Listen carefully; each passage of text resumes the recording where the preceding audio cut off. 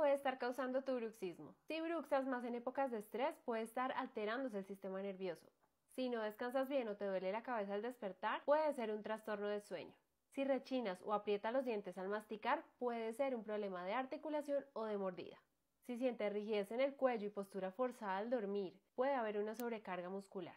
Si tomas medicamentos o estimulas mucho el sistema nervioso tomando café, licor o cigarrillo, el bruxismo no es solo dental. Te invitamos a ver más contenido sobre este tema en nuestro perfil.